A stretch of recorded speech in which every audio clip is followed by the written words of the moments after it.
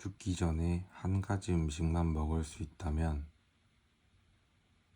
쓸데없는 이야기가 취미인 친구들을 만나면 만약으로 시작한 대화가 대낮부터 한밤까지 이어진다.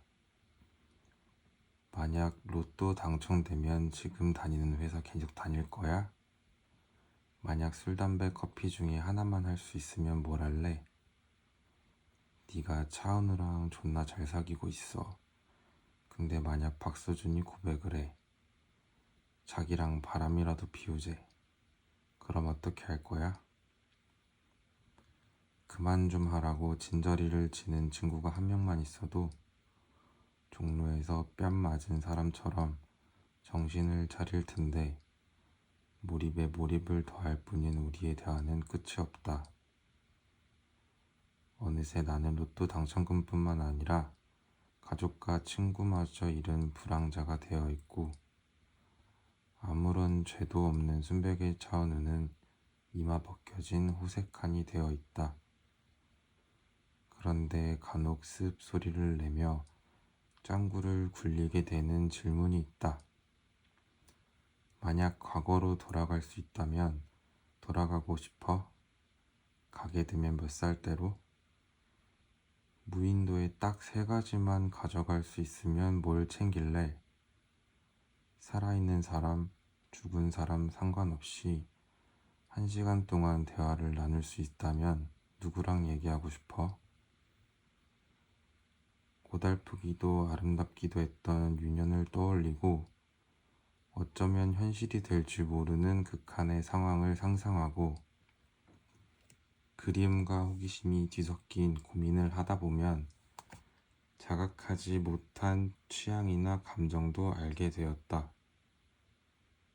최근에 들은 질문 하나는 오리무중 상태인 나의 입맛을 고민하게 만들었다.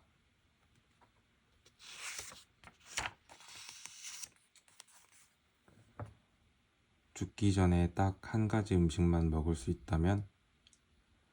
이건 단순히 맛있는 음식을 고르는 게 아니다. 내가 정말로 좋아하는 음식, 정말 두 음절 사이에 기다란 물결표가 있어야 마땅하다.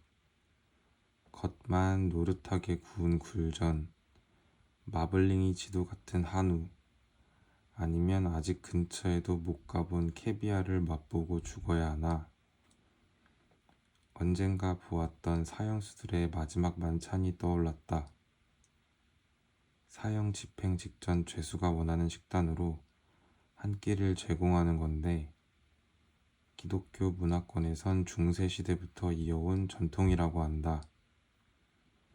현재는 대부분의 나라가 사형 집행을 하고 있지 않으니 사실상 미국에만 남아있는 관례다. 피해자를 생각하면 범죄자에게 왜 호의를 베푸는가 싶지만 알고 보니 그들의 영혼을 만족시켜 사형 집행인을 저주하지 못하게 하려는 의도로 시작된 거였다. 죄수들이 선택했다는 최후의 만찬은 생각보다 소소하다. A 죄수는 프라이드 치킨, 버터 완두콩, 애플파이, 닥터페퍼 1캔. B 죄수는 새우튀김 12개, KFC 레시피로 튀긴 치킨, 감자튀김, 딸기 1파운드. C 죄수는 민트 초코칩 아이스크림 2스쿱. D 죄수는 올리브 한 알. E 죄수는 랍스타 꼬리, 스테이크, 애플파이, 바닐라 아이스크림, 영화 반지의 제왕 3부작 시청. 그들이 고른 라스트 디너는 어떤 의미일까? 그때 막 생각난 음식일까? 추억이 담긴 먹거리일까? 수많은 DVD방에서 상영됐다는 반지의 제왕은 단지 시간을 끌기 위한 선택일지도 모른다. 나라면 맛있게 먹은 기억이 압도적으로 많은 음식을 고를 것 같다. 굳이 어떤 맛인지 모르는 푸아그라나 캐비아를 선택하는 건 마지막 식사에 너무 큰 모험이다. 지나온 내 씨또락 경험치를 무시하는 꼴이기도 하고. 그렇게 고른 음식은 김치찌개다.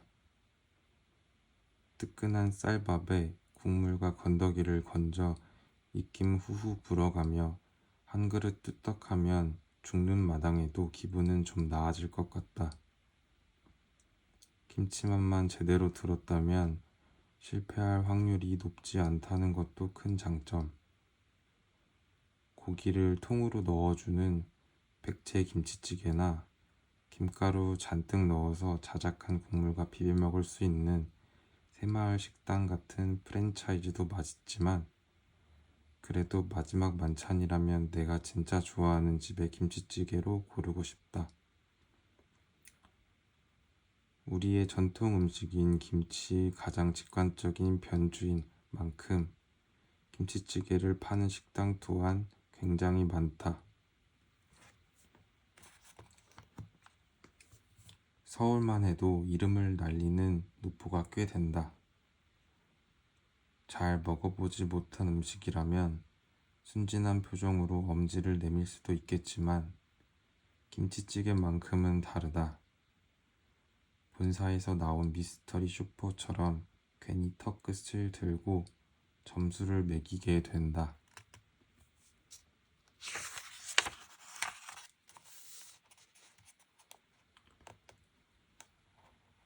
허름한 간판이 기대감을 높였던 광화문 맛집은 분위기만 좋았고, 공동역 맛집으로 알려진 곳은 김치찌개보다 도톰한 계란말이와 물감을 짜서 넣은 듯한 빨간 제육볶음이 시선을 빼앗았다. 직장인들이 홀릴 듯 들어간다는 서대문구의 맛집도 내 입맛엔 영 아니었다. 맛있다고 좋아한 일행도 있었기 때문에 어디까지나 취향 차이일 거다.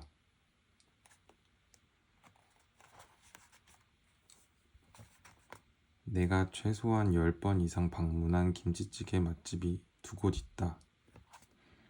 먼저 운주정. 방산시장 안쪽에 있어 처음에는 위치를 찾는데 애를 먹었던 곳이다. 수요 미식회라는 프로그램의 영향력이 강력했던 시기에 소개되며 그 맛을 인정받은 곳인데, 진한 국물이 자꾸만 생각나서 주기적으로 방문하게 된다. 메뉴를 선택할 필요 없이 점심에 가면 김치찌개, 저녁에 가면 삼겹살과 김치찌개로 구성된 상을 인원수에 맞게 제공한다.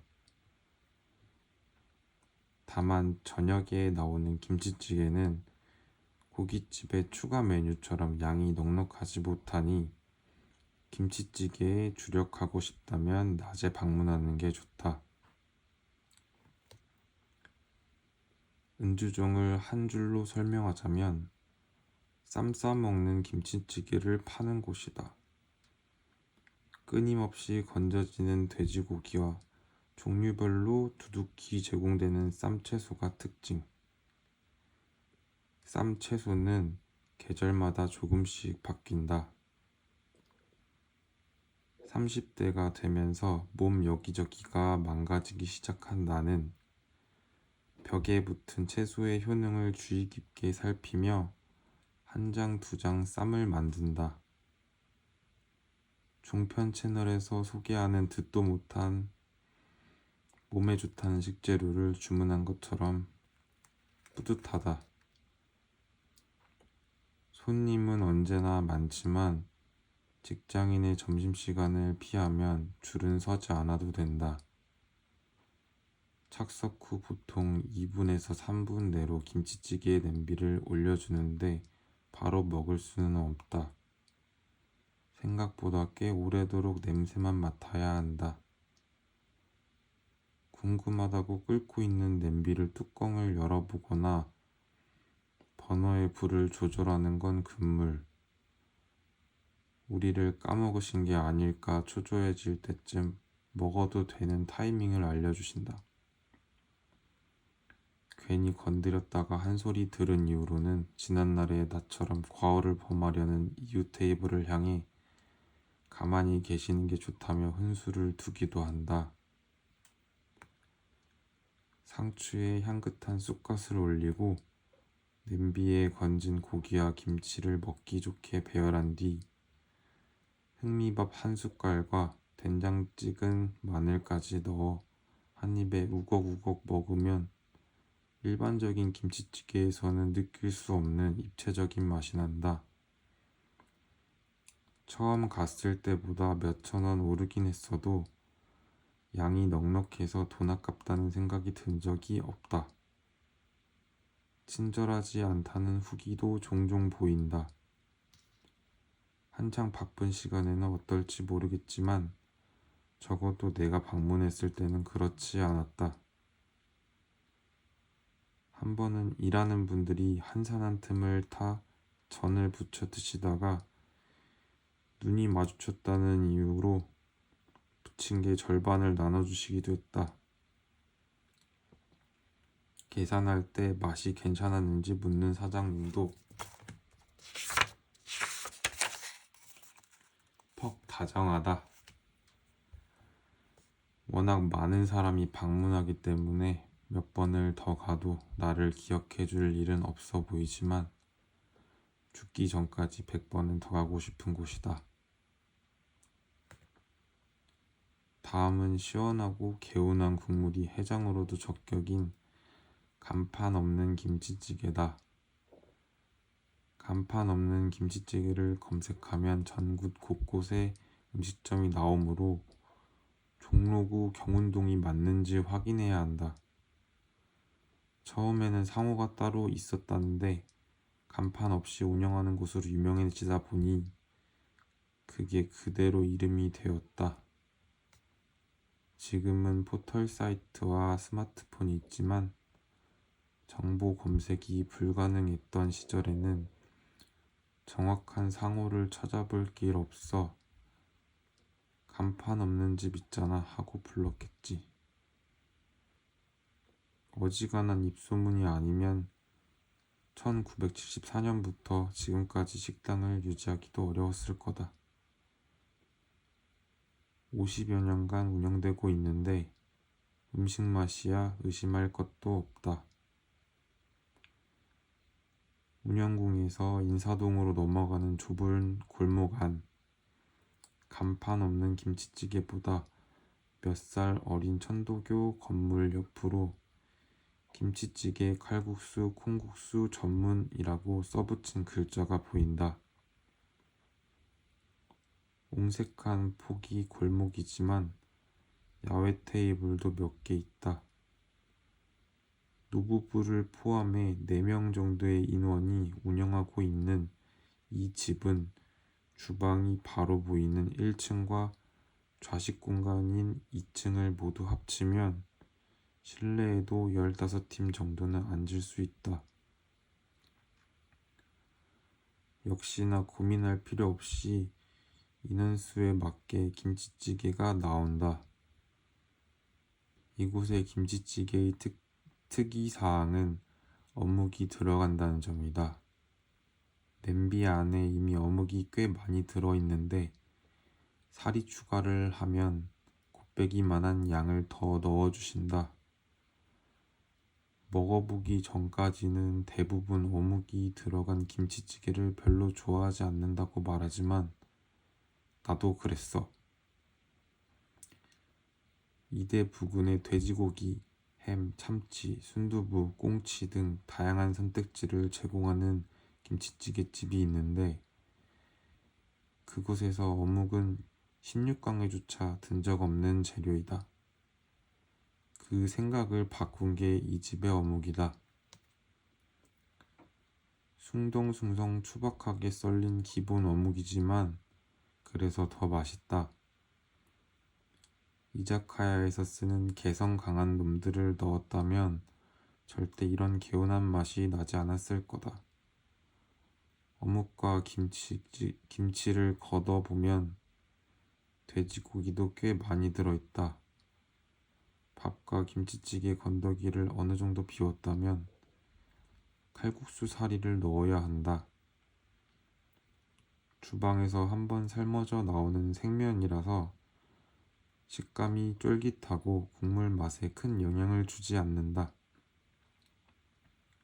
그렇게 마치 새로운 메뉴가 나온 듯 천연덕스럽게 냄비를 비우는 코스.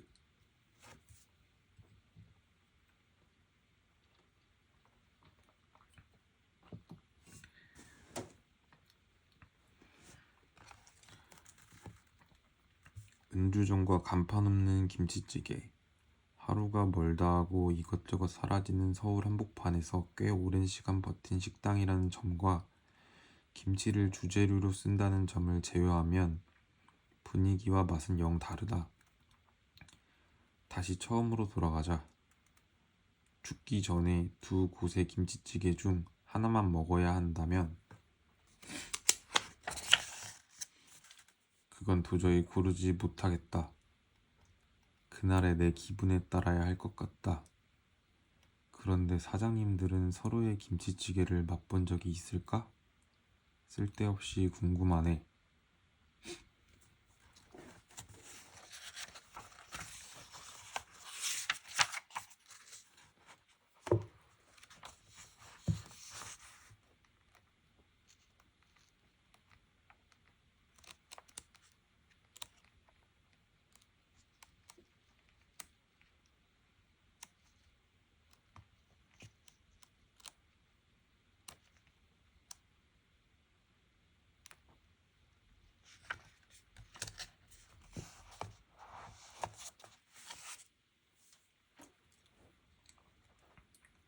우리는 분위기를 사랑해.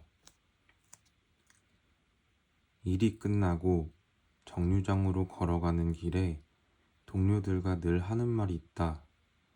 오늘 저녁은 뭐 먹을 거예요? 몇 마디 말이면 쉽게 좁혀지는 점심 메뉴와 달리 저녁은 순전히 나의 선택에 달려있다. 먹고 싶은 게 없다는 동료들 사이에서 내 머리는 바쁘게 움직인다. 먹고 싶은 건 많고 아무거나 섭취할 수는 없다. 떠오르는 음식을 하나하나 입에 넣는 상상까지 해가며 후보군을 줄인다.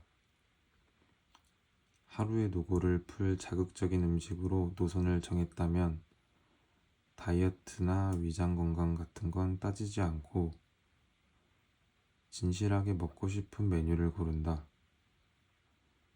그렇지 않을 땐 내 몸이 기뻐할 만한 것으로 정하기도 한다. 오트밀을 이용한 요리나 계란과 두부가 주재료인 음식. 그게 아니면 쌈채소라도 잔뜩 먹는다. 입은 좀 덜 만족스럽더라도 몸이 가벼워서 좋다. 맛있는 걸 먹고 싶은데 건강도 챙겼으면 할 땐 주로 파스타를 만든다. 조리 과정이 어렵지 않고 재료 선택이 자유롭다는 점이 좋다. 겨울이면 생굴 파스타면과 함께 볶아서 살짝 구운 레몬을 뿌려 먹기도 한다. 봄에는 올리브 오일을 베이스로 참나물이며 냉이며 그 순간 맘에 드는 봄나물을 아무거나 골라 요리한다. 장을 보지 않아도 냉장고에 묵혀둔 칵테일 새우나 베이컨, 치즈만으로 재료는 충분하다. 사실상 볶음밥과 다름없는 난이도. 실제로 서구권에서는 그 정도로 친숙한 요리지만 우리에겐 파스타 하면 느껴지는 특유의 무드가 있다. 나로서는 영화 10월에 영향이 컸다.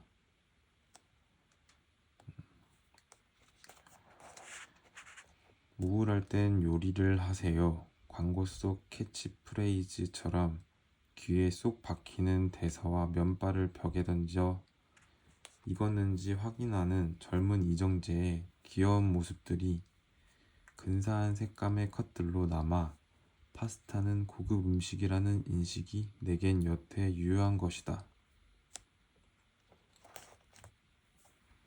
급식에 나오는 토마토 스파게티를 제외하고는 대학생 누나의 손을 잡고 가야 했던 솔레미오나 소렌토가 전부였던 시절을 지나 파스타에 대한 경험이 진일보한 건 20살 때다. 갓 성인이 된 내가 처음 아르바이트를 하기 위해 찾아간 곳이 세종문화회관 왼편 좁은 골목길에 있던 레스토랑이었다. 면접을 보기 위해 지하철을 1시간이나 타고 찾아갔는데 가게 앞을 쓸고 있는 훤칠한 남자를 보고 괜히 위축됐다. 역시 저런 사람만 일할 수 있는 곳이겠지 싶어 주변을 한참 동안 서성였다. 겨우 용기를 내서 안으로 들어갔고 다행히 조그만 나에게도 기회는 주어졌다. 알고 보니 20년 동안 한자리를 지킨 꽤 오래된 음식점이었다. 늘 조용한 클래식이나 재즈가 흘렀고 그리 바쁘지 않았지만 2층 건물을 통으로 쓰는 탓에 양손에 무거운 접시를 하나씩 들고 계단을 오르내려야 하는 고충이 있었다. 서빙을 하다가 접시의 뜨거운 부분이 손에 닿아 나도 모르게 욕설을 뱉은 적도 있었다.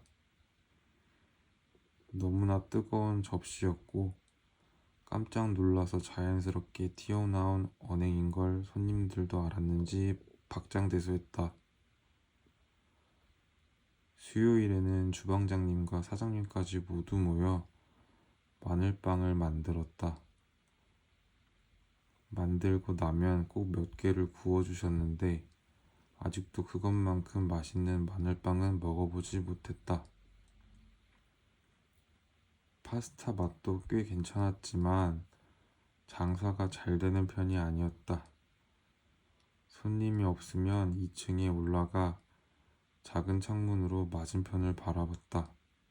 거기에는 점심시간이 되기도 전에 사람들이 줄을 서서 기다리는 파스타집이 있었다. 광화문에서 직장 생활을 한 적이 있는 사람이라면 보탤 말이 한두 개 정도는 있을 뽐모도로다.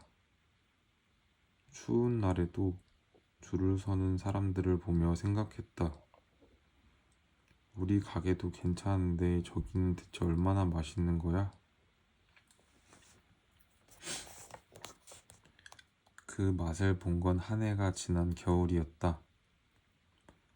모든 일상을 함께했던 친구 H와 일주일 차이 나는 서로의 생일을 축하하기 위해 찾았다.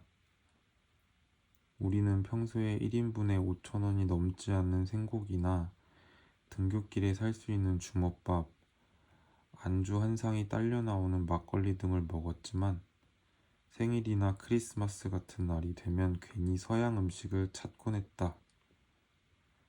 고등학생 때는 평소엔 관심도 없던 오구 피자를 나눠 먹기도 했다. 그러니까 이건 돈을 쓰겠다는 뜻이 아니다. 우리 같은 촌놈들에게 파스타나 피자 같은 서양 음식이 곧 분위기였다. 광화문까지 가서 파스타를 먹는다는 건 우리 딴에는 제법 분위기를 내는 일이었다. 줄을 서서 기다리는데 묘하게 긴장이 되었다. 친구마저 데리고 왔는데 맛이 없으면 어떡하지? 길 건너로 내가 서 있곤 했던 창문이 보였다. 가게는 다른 업종으로 바뀌었고 주인도 달라진 듯 했다. 어느덧 우리 차례가 되었다. 내부는 동네 분식집과 다름없을 정도로 무척 좁았다. 작은 정사각형 테이블에 마주 앉아 메뉴판을 보았다. 1번부터 10번까지 영어로 된 메뉴 이름 아래로 친절하고 클래식한 한글 설명이 있었다. 로마풍 스파게티, 조개로 맛을 낸 백포도주, 소스에 담백한 스파게티, 해물을 곁들인 이태리식 밥. 유럽 대륙 한번 밟아보지 못했던 나도 충분히 맛을 예측할 수 있었다. 우리는 새우가 들어간 크림 스파게티를 주문했다. 토마토를 베이스로 한 것은 어쩐지 스테인리스 철판에 받아먹던 급식이 떠올랐기 때문이다. 마늘빵 몇 개를 먹고 나니 파스타가 등장했다. 마치 급식당번의 목처럼 접시 안에는 파스타가 두둑히 담겨 있었다.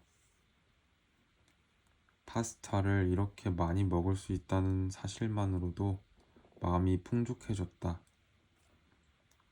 맛을 보고 더 흡족했다. 애써 기대하지 않으려고 했던 것이 무색할 정도였다. 빈약하지 않은 새우와 브로콜리 토핑을 포크로 연달아 찍어 입에 넣었고 느끼함과 담백함의 경계를 훌륭하게 지켜낸 소스를 숟가락으로 퍼먹었다. 친구와 나는 언뜻 보아도 1.5인분은 되어 보이는 각자의 접시를 깨끗하게 비웠다. 확실히 그동안 먹어본 파스타 중에서 최고였다. 유럽 본토의 맛이라고 할 순 없겠지만 그건 중요하지 않았다. 어쨌든 파스타는 서양의 음식이니까.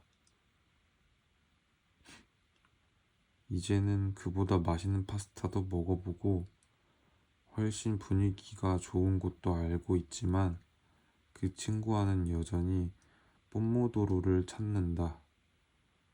무엇이든 기념할 만한 일이 생기면 그곳에 간다.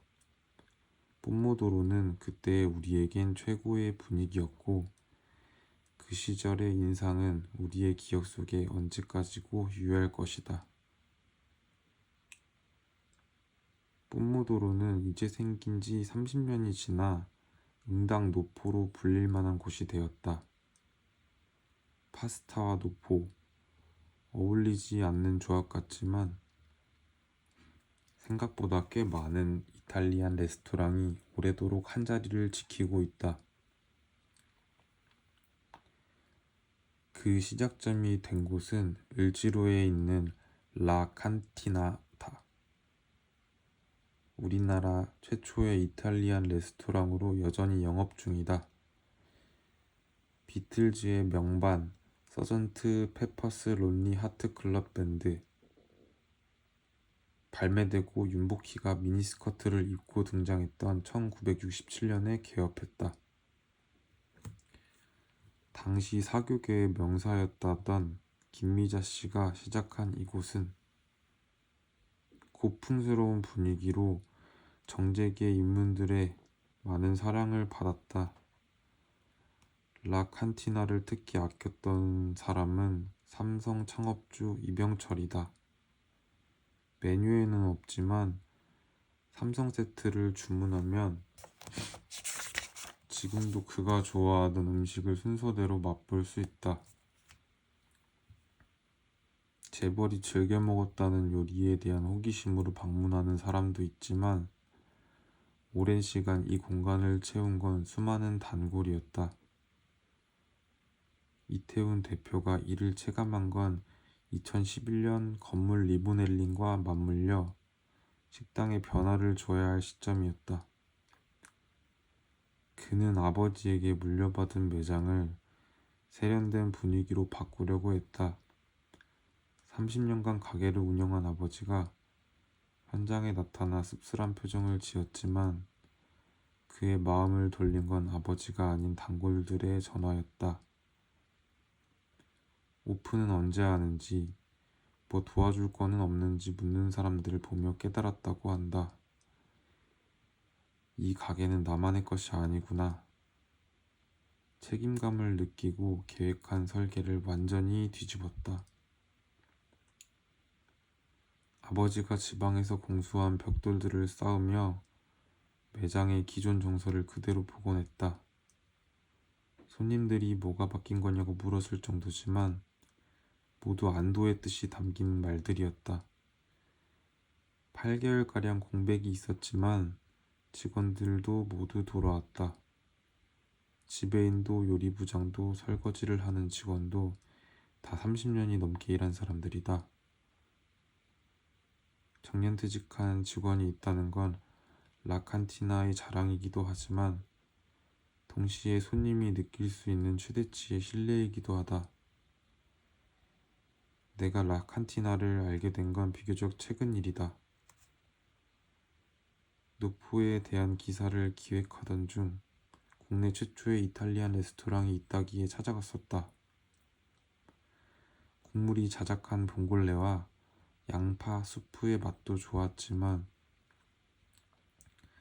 입구에서부터 느껴지는 고전적인 분위기와 나이 지긋한 서버의 차분한 응대에 마음을 빼앗겼다.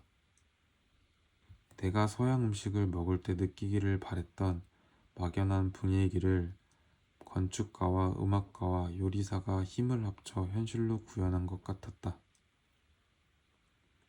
다음번엔 생일에는 친구와 라칸티나에 갈 생각이다. 빨간 행커치프를 무릎에 올리고 은생 커트러리에 천천히 파스타 면을 감싸야지. 친구야, 우리가 사랑했던 분위기가 여기 있어 라고 말해줘야지.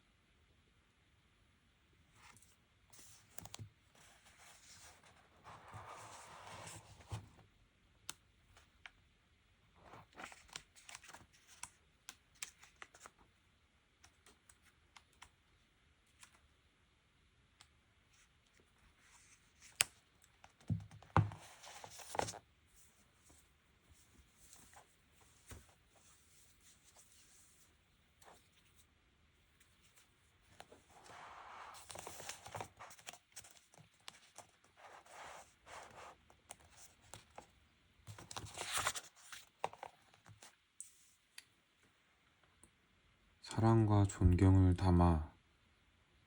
요즘도 그런지는 잘 모르겠지만 내가 학생일 땐 선생님과 면담하려면 부모님의 직업을 적어야 했다. 세피아빛 영화 장면 속 철진한 대사 "너가 아버지 뭐하시노?"는 세기 말을 넘어 00년대에도 유효했다.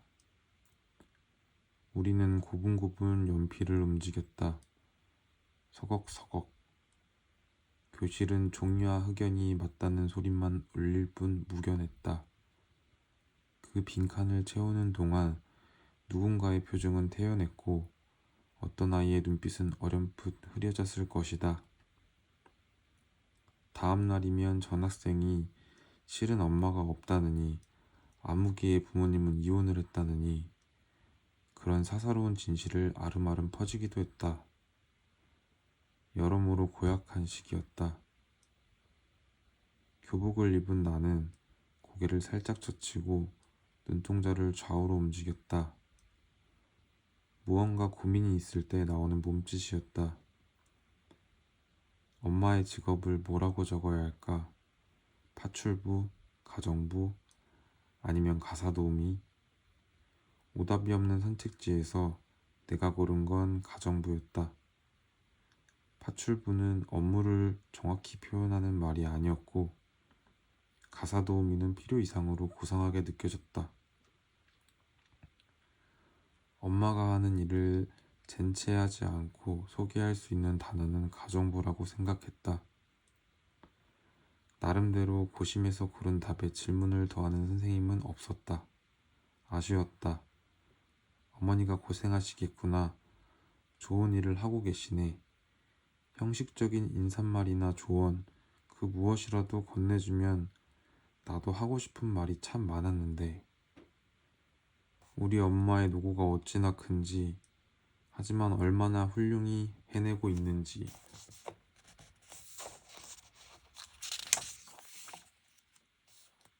그녀가 없으면 일상을 제대로 영위하기 힘들었을 가정이 몇이나 되며 그에 대해 엄마가 얼만큼 자부심을 갖고 일하는지 그런 멋진 이야기를 할 수 있는 기회가 도통 생기질 않았다. 엄마는 종종 물었다. 엄마가 가정부인 걸 창피하지 않아? 나는 뾰족 구두에 발을 밟힌 사람처럼 바짝 악센트를 넣어 말했다. 아니 전혀. 창피할 이유도 없거니와 일하는 태도는 오히려 줄을 서서 배울 만했다.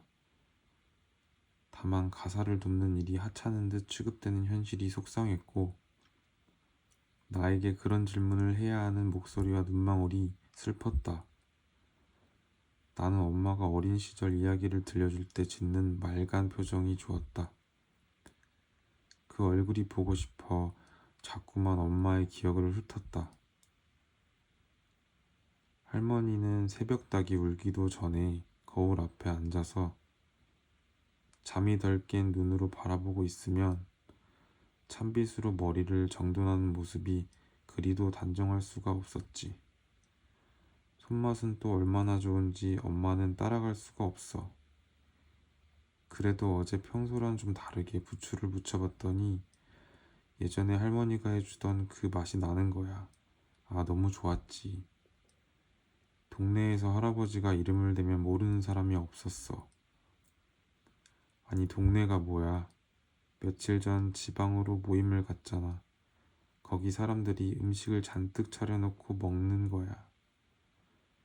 배가 고파서 같이 한 끼 할 수 있을까 물었는데 우리가 입이 많아서 안 된다고 하더라고. 그러다 어쩌다 고향에 대한 이야기가 나왔는데 할아버지 함자를 묻더라. 홍기자, 창자 쓰신다고 말했더니 바로 아유 그러시냐면서 자리를 펴주더라고. 덕분에 대접받았지. 할머니가 아궁이에 불 떼서 밥을 하고 있으면 할아버지는 대청마루에 앉아서 우리를 다 세워놓고 마당을 몇 바퀴씩 돌게 했어. 어릴 땐 집이 왜 이렇게 고래등 같고 마당은 운동장 같던지 그렇게도 뛰기 싫었는데 여태 건강한 게 그때 덕분이다 하고 산다. 엄마가 기억 속에서 꺼내는 장면들은 한겨울에 팔팔 끓인 고기국처럼 주방을 넘어 거실까지 푸근하게 만들었다. 그 이야기의 주재료이자 배경지는 전라도 나주, 그 중에서도 굽이굽이 들어가야 찾을 수 있는 조그만 동네 도래마을이다. 전주나 경주에 비하면 소박하지만 그래서 더 고즈넉한 분위기를 지닌 고택이 마을 곳곳에 있다. 엄마가 살던 집도 그 중에 하나다. 외할아버지의 이름을 따 홍기창 가옥으로 불리는데 내가 태어나기도 전인 1986년에 전라남도 중요 민속 문화재로 지정되었다. 자신의 이름을 집이 되고 문화재명으로 불리는 건 어떤 기분일까? 요즘이었다면 홍기창 가옥으로 해시태그 꽤나 쓰지 않았을까? 집이 주거 기능만 맞지 않은 건 오래된 일. 엄마에게 고향집은 지금껏 어깨를 펴고 살아갈 수 있게 하는 자부심이자 넘어져도 일어나게 하는 원동력, 부끄럽지 않게 내일을 살아가야 하는 이유였다. 집안 곳곳에 스민 할머니와 할아버지의 손길이 더욱 그렇게 만들었다. 여러 이유로 사라질 뻔했던 집을 꿋꿋이 지켜낸 것도 그래서다. 엄마는 가끔 말했다. 난 밑에서 일하는 게 힘들긴 해도 엄마는 괜찮아. 나주가 있잖아. 무시하는 사람들 있으면 속으로 생각해. 너네는 그런 양반집에서 살아봤냐? 나는 살아봤다. 그러면서 웃는 거지. 엄마는 쉬는 날이 되면 마치 동물의 숲에 접속하듯 나주에 내려갔다. 그 먼 곳까지 가는 게 지칠 법도 한데 오히려 즐겁단다. 돌틈 사이로 고개 내민 잡초를 정리하고 텃밭에 심은 열무를 뽑아 김치를 담그고 이모를 도와 투숙객을 맡고 홍기창 가옥은 사랑채가 허물어진 자리에 아래채를 지어 서기당이라는 당호로 손님을 받고 있다. 현대적으로 시공된 주방과 욕실이 내심 아쉬웠지만 돈을 내고 불편을 감수하리가 많지 않을 테니 어쩔 수 없는 일이다.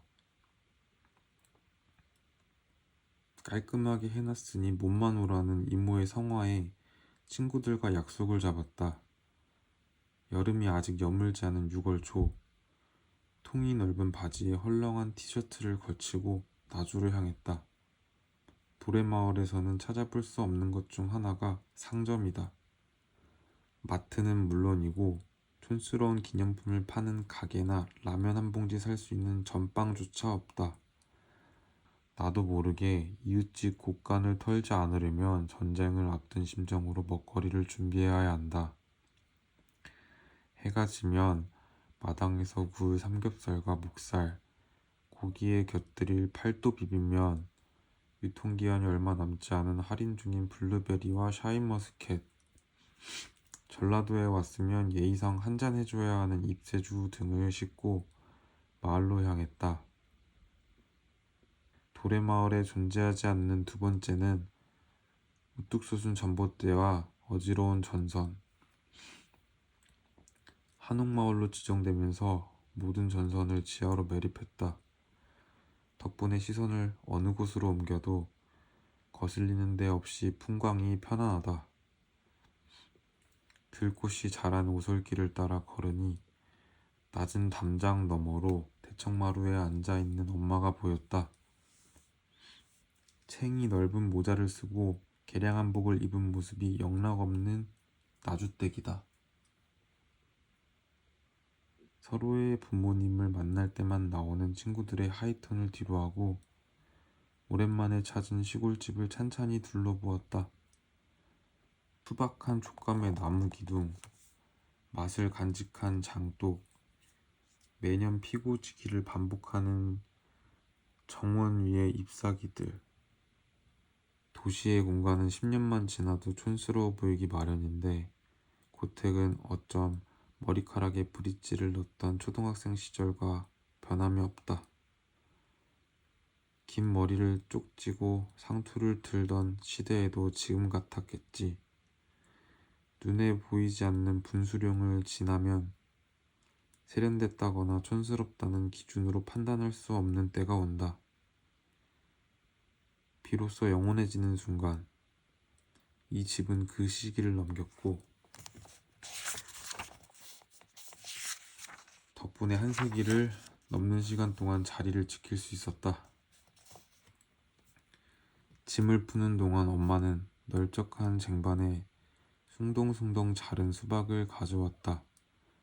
그리 좋아하는 과일은 아니지만 붉은 과육이 여름의 분위기를 낸다. 계절을 섭취한다는 마음으로 크게 한 입 베어 무는데 우리를 부르는 목소리가 들렸다. 삼촌이었다. 나주 삼촌은 사실 이번이 두 번째 만남이다. 엄마와 한 동네에 살던 분으로 환갑이 지난 나이에도 무게를 잡지 않고 친근하게 대해주신 덕에 어렵지 않게 가까워질 수 있었다. 우리의 대화는 자연스레 홍기창 가옥 A2G로 이어졌다. 경복궁을 재건한 목수가 지은 집이라는 이야기를 수도 없이 들었고 영광 바닷물과 말 오줌에 20년간 담가둔 나무를 썼다는 사실은 새삼스러웠다. 도대체 왜 말 오줌을 쓴 건지 궁금했지만 그에 대한 대답은 듣지 못했다. 내가 태어나기도 전에 돌아가신 할아버지의 업적은 가슴으로 와닿진 않아도 곱게 전시한 트로피처럼 윤이 났다. 하지만 친구들에게는 이름 모를 위인이 생가에서 꾸역꾸역 가이드를 듣는 것과 마찬가지일 거였다. 화제 전환이 필요했다. 아, 삼촌, 그때 사주신 곰탕 정말 최고였잖아요. 얘랑 만나면 아직도 그 얘기해요. 또 먹고 싶지 않냐고. 친구도 이때다 싶었는지 말을 못한다. 서울에서는 그런 맛이 안 난다. 역시 곰탕은 나주다. 유명한 데는 이유가 있다. 판을 바꾸기 위한 카드이긴 했지만 구구절절 틀린 말이 없었다. 치킨 먹을 돈이면 국밥 2그릇 든든하게 먹는 게 낫다고 생각하는 빌런으로서 한마디 덧붙이자면 그 곰탕은 누구에게 추천해도 짧은 감탄사 정도는 들을 수 있는 맛이다. 삼촌은 꽤 흥이 난 얼굴로 이번에도 사주겠다고 했다. 자신이 사준 음식을 맛있다고 해서 그런지 나주 시민으로서의 프라이드인 건지는 잘 모르겠지만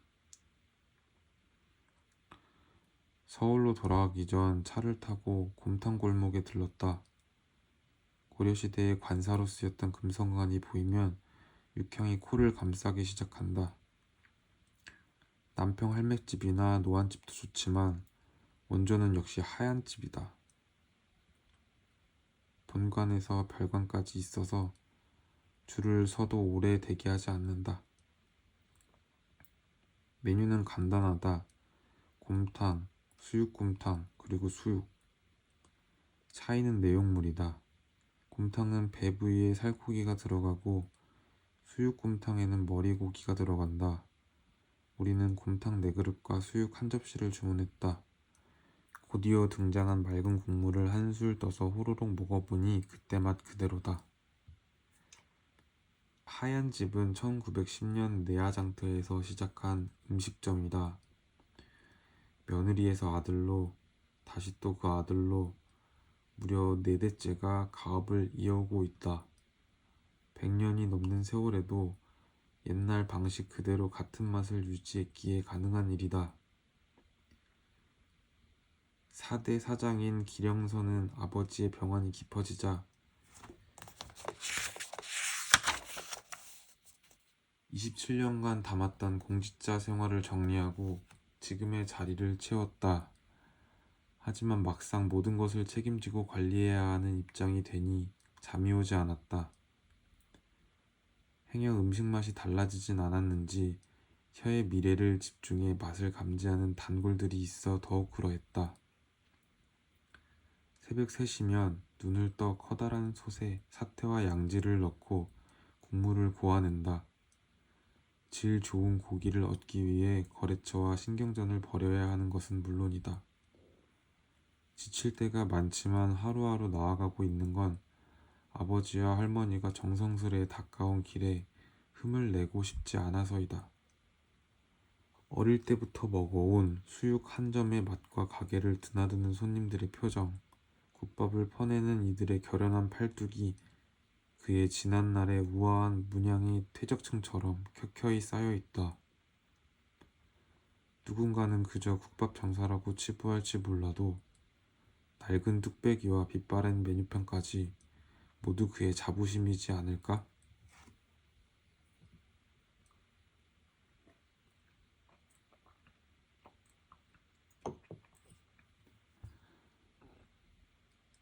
흔히들 나이가 들수록 겁쟁이가 된다고 말한다. 젊은이보다 잃을 것도 지켜야 할 것도 많으니 어쩔 수 없다고. 그런 어른들이 왠지 시시한 사람처럼 보이기도 했다. 하지만 이제는 안다. 무언가를 지켜내는 건 생각보다 더 외롭고 고된 싸움이라는 것을. 손에서 놓고 싶은 순간들을 분명 버티고 또 버텼을 것이라는 사실을. 그러니까 그런 어른들은 겁쟁이가 아니라 실은 가장 용감한 사람이라는 것도. 어제와 내일 둘 중 무엇이 더 중요한지 판단하는 건 의미 없지만 하나는 확신한다.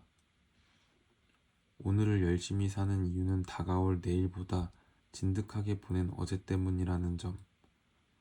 그 어제가 쌓이고 쌓이면 오늘 하루도 열과 성을 다해 살지 않을 수가 없다.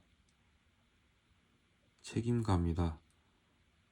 적어도 내가 사랑했던 오래된 가게의 사장님들은 그러했다.